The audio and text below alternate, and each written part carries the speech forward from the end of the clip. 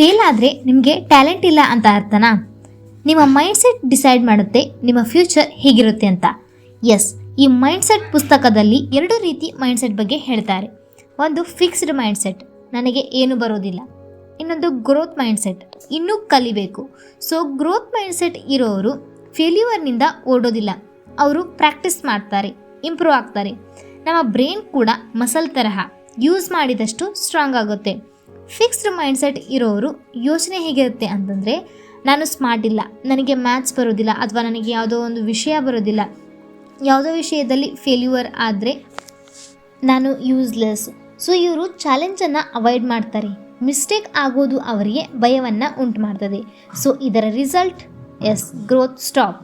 Low marks ಬಂದಿದ್ದರೆ ನಾನು dumb ಅಂದರೆ fixed mindset. Next time better ಆಗಿ ಪ್ರಿಪೇರ್ ಮಾಡ್ತೀನಿ ಅಂದರೆ ಗ್ರೋತ್ ಮೈಂಡ್ಸೆಟ್. ಸೊ ಡಿಫ್ರೆನ್ಸ್ ಇಷ್ಟೇ, ಥಿಂಕಿಂಗ್ ಚೇಂಜ್ ಮಾಡಿದರೆ ರಿಸಲ್ಟ್ಸ್ ಕೂಡ ಚೇಂಜ್ ಆಗುತ್ತೆ. ಟ್ಯಾಲೆಂಟ್ ಇಂಪಾರ್ಟೆಂಟ್ ಅಲ್ಲ, ಬಿಕಾಸ್ ಎಫರ್ಟ್ ಮತ್ತು ಜೊತೆಗೆ ಲರ್ನಿಂಗ್ ಆ್ಯಟಿಟ್ಯೂಡ್ ನಿಮಗೆ ರಿಯಲ್ ಸಕ್ಸಸ್ಸನ್ನು ತಂದುಕೊಡುತ್ತೆ.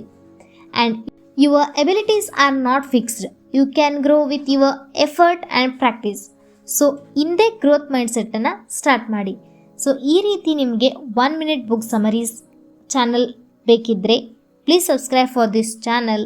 ಆ್ಯಂಡ್ ಈ ಮೈಂಡ್ಸೆಟ್ ಅನ್ನೋ ಪುಸ್ತಕದ ಸಂಪೂರ್ಣ ಸಾರಾಂಶ ಬೇಕಿದ್ದರೆ ಕಮೆಂಟ್ ಮುಖಾಂತರ ತಿಳಿಸಿ. ಇನ್ನೂ ಯಾರಾದರೂ ನಮ್ಮ ಟೆಲಿಗ್ರಾಮ್ ಚಾನಲ್ಗೆ ಜಾಯ್ನ್ ಆಗಿಲ್ಲ ಅಂದರೆ ಪ್ಲೀಸ್ ಜಾಯಿನ್ ಫಾರ್ ದ್ಯಾಟ್. ಈ ಇನ್ಫಾರ್ಮೇಷನ್ ಇಷ್ಟ ಆದರೆ ಲೈಕ್ ಮಾಡಿ, ಶೇರ್ ಮಾಡಿ, ಕಮೆಂಟ್ ಮಾಡಿ.